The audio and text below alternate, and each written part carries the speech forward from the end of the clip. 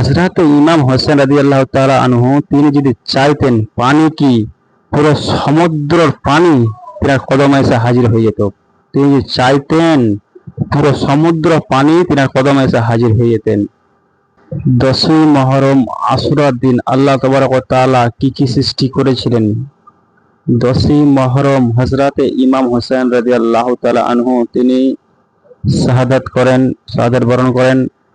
10ই মুহররম শুক্রবার হযরতে আদম আলাইহিস সালামকে আল্লাহ তাবারক ওয়া তাআলা সৃষ্টি করেন এবং 10ই মুহররম হযরতে আদম আলাইহিস সালামের তওবাকে আল্লাহ তাবারক ওয়া তাআলা কবুল করেন। হযরতে আদম আলাইহিস সালামকে যখন আল্লাহ তাবারক ওয়া তাআলা জান্নাত থেকে দুনিয়াতে পাঠিয়েছিলেন, হযরতে আদম আলাইহিস সালাম 350 বছর ধরে কান্না করেছিলেন। রওয়ায়াতের মধ্যে আছে 300 বছর ধরে কান্না করেছিলেন। হযরতে আদম আলাইহিস সালামের তওবা আল্লাহ তাবারক ওয়া তাআলা এই যে কবুল করেছিলেন, এই দিনটা ছিল 10ই মুহররম আশুরার দিন। তো হযরতে আদম আলাইহিস সালামের তওবা আল্লাহ তাবারক ওয়া তাআলা 10ই মুহররম আশুরার দিনে কবুল করেন। আর 10ই মুহররম আল্লাহ তাবারক ওয়া তাআলা এই দুনিয়াকে সৃষ্টি করেছেন, তৈরি করেছেন 10ই মুহররম।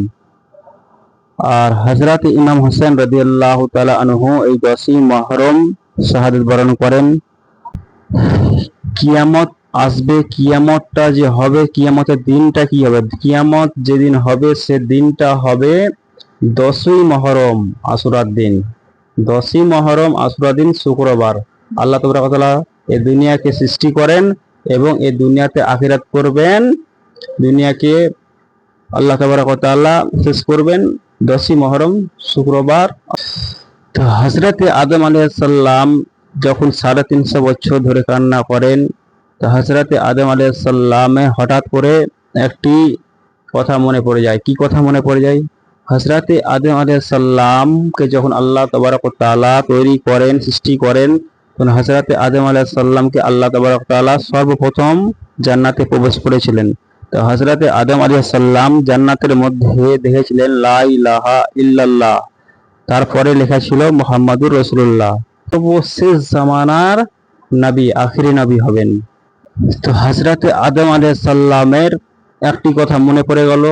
তিনি যখন জান্নাতে প্রবেশ করেছিলেন দেখেছিলেন লা ইলাহা ইল্লাল্লাহ মুহাম্মাদুর রাসূলুল্লাহ সাল্লাল্লাহু আলাইহি ওয়াসাল্লাম, তখন আল্লাহ তাবারক ওয়া তাআলার কাছে কান্না 350 বছর কান্না করার পরে হযরতে আদম আলাইহিস সালাম আল্লাহ উনার হাবিবের ওসিলায় দোয়া চাইলেন। এই আল্লাহ তোমার নবী মুস্তাফা সাল্লাল্লাহু আলাইহি ওয়াসাল্লাম ওসিলায় আমার তওবাকে কবুল করুন। তো হযরতে আদম আলাইহিস সালামের তওবা আল্লাহ তাবারক ওয়া তাআলা 10ই মুহররম আশুরার দিনে কবুল করেছিলেন। আদম আলাইহিস সালামের তওবা কবুল হয়েছিলেন, তখন হযরতে আদম আলাইহিস সালাম একটি দোয়া পাঠ করেছিলেন। সেই দোয়াটি হচ্ছে রাব্বানা যালামনা আনফুসানা ওয়া ইল্লাম তাগফির লানা ওয়া তারহামনা লানাকুনুন্না মিনাল খাসিরিন। এই দোয়াটা এমনই একটি পাওয়ারফুল দোয়া, যখনই মুশকিলে পড়বেন, যখনই বিপদে পড়বেন এই দোয়াটি পড়বেন। কেউ কেউ বলে ইমাম হোসেন রাদিয়াল্লাহু তাআলা আনহু তিনার পরিবারকে সামান্য পানি দিতে পারেনি। এটা আল্লাহর একটি পরীক্ষা ছিল, আল্লাহর এটা আদেশ ছিল। হযরতে ইমাম হোসেন রাদিয়াল্লাহু তাআলা আনহুর যে সঙ্গী বাহিনীরা ছিলেন, তিনারা 70 থেকে 80 জন ছিলেন, আর হাজার হাজার এজিদের লস্কর তিনাদের ওপর আক্রমণ করত। ইমাম হোসেন রাদিয়াল্লাহু তাআলা আনহুর সঙ্গী বাহিনীরা তিনার ভাই, তিনার ছেলে ইমাম হাসান রাদিয়াল্লাহু তাআলা আনহুর ছেলে, তিনার আহলে বাইত, তিনারা একের পর এক শহীদ হয়ে যাচ্ছিলেন। ইমাম হোসেন রাদিয়াল্লাহু তাআলা আনহু 10ই মুহররম আশুরার রাতের আগের দিন হযরতে ইমাম হোসেন রাদিয়াল্লাহু তাআলা আনহু সকল সঙ্গীকে ডেকে বললেন, এই আমার সঙ্গীরা আপনারা শুনুন, যদি কেউ এই ফোরাত থেকে, কেউ যদি এই কারবালার ময়দান থেকে যেতে চাও, সে রাতেই চলে যেতে পারো। তিনার সঙ্গীরা একটাই কথা বলেছিলেন, ইমাম হোসেন, আপনার সাথ ছেড়ে আমরা কোথাও যাব না, আমাদের জীবন আল্লাহর রাস্তায় কুরবান হয়ে যাক, আপনার সাথ ছেড়ে আমরা কোথাও যাব না। তো ইমাম হোসেন রাদিয়াল্লাহু তাআলা আনহু 3 দিন ধরে সেই ইয়েজিদের সঙ্গীদের সঙ্গে লড়তে ছিল। তখন তারা ভাবলো, ইয়েজিদের সঙ্গীরা, যে ইমাম হোসেন রাদিয়াল্লাহু তাআলা আনহুকে লড়াই করে পারা যাবে না। তাদের মধ্যে একজন বলল ইমাম হোসেনকে, তাদের মধ্যে একজন বলল ইমাম হোসেনকে মারার জন্য একটাই তোমরা কাম করো, সেই কামটা হচ্ছে তার উপরে তীর নিক্ষেপ করো, তাকে তীরে আঘাত করো। তখন ইয়েজিদের সঙ্গী বাহিনীরা কি করলো, সে মুশরিকেরা হযরত ইমাম হোসেন রাদিয়াল্লাহু তাআলা আনহুর উপরে তীর নিক্ষেপ করতে শুরু করলো। লড়াই। তো ইমাম হোসেন রাদিয়াল্লাহু তাআলা আনহু একটি কথা বলছেন, কথাটা সম্পূর্ণ শুনুন। একটি কথা বলছেন, হে ইয়েজিদের সঙ্গী বাহিনীরা, আমাকে কিছু টাইম দাও, নামাজের টাইম হয়ে গেছে, আমি নামাজ পড়তে চাই, নামাজ আদায় করতে চাই, আল্লাহর শুকরিয়া আদায় করতে চাই। হযরত ইমাম হোসেন রাদিয়াল্লাহু তাআলা আনহু দরখাস্ত তারা কবুল করলো। হযরত ইমাম হোসেন রাদিয়াল্লাহু তাআলা আনহু সে মুহূর্তে নিজের সংসারের কথা, নিজের আপনার ভাইয়ের কথা, পরিবার কথা, নিজের বিবির কথা মনে পড়লো না। তিনি একটাই কথা মনে করলেন, সে হচ্ছে নামাজের কথা। হযরত ইমাম হোসেন রাদিয়াল্লাহু তাআলা আনহু নামাজের জন্য প্রস্তুতি নিলেন, নামাজ পড়তে আরম্ভ করলেন।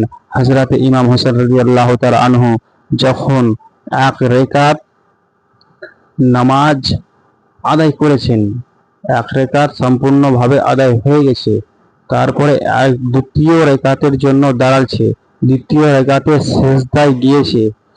যাওয়ার পরে একজন এসে হযরত ইমাম হোসেন রাদিয়াল্লাহু তাআলা আনহুর গর্দনে পা রেখে হযরত ইমাম হোসেন রাদিয়াল্লাহু তাআলা আনহুকে শহীদ করার জন্য তারা বলতে লাগলো, এটাই হচ্ছে ভালো সুযোগ, এটাই হচ্ছে ভালো মওকা, এখানে হযরত ইমাম হোসেন রাদিয়াল্লাহু তাআলা আনহুকে মারা দেওয়া যাক, কতল করে দেওয়া যাক।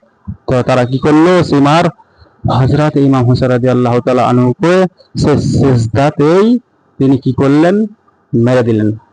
সীমার কি করলো, হযরত ইমাম হোসেন রাদিয়াল্লাহু তাআলা আনহুকে সিজদার মধ্যেই কতল করে দিলেন। ইন্না লিল্লাহি ওয়া ইন্না ইলাইহি রাজিউন। তো হযরত ইমাম হোসেন রাদিয়াল্লাহু তাআলা আনহু মুসলমানদেরকে এমনই একটা মেসেজ দিয়ে গেলেন, এমনই একটা ভালো সুখবর দিয়ে গেলেন, যে লড়াইয়ের মাধ্যমে যুদ্ধের মাধ্যমে নামাজের সময় হয়ে গেছে, তো নামাজ তিনি আদায় করছেন। ইমাম হোসেন রাদিয়াল্লাহু তাআলা আনহুর শেষ মুহূর্তে পর্যন্ত নামাজের আহমিয়ত তিনি দিয়ে গেছেন। তা আমাদেরকে কতটা আহমিয়ত দেওয়া দরকার, আমাদেরকে নামাজের প্রতি কত গুরুত্ব করা দরকার, আপনারা বুঝতেই পারছেন নামাজের কত আহমিয়ত। একটা চোখের ইশারায় এই যে পুরো ঈদের সঙ্গী বাহিনী পুরো ধ্বংস হয়ে যেত।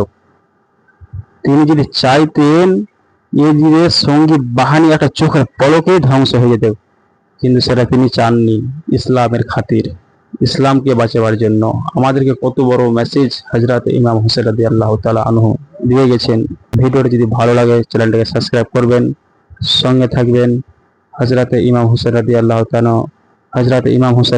তাআলা আনহু ইসলামের খাতির তিনি নিজে শহীদ হয়েছেন, ইসলামকে বাঁচাবার জন্য একমাত্রই।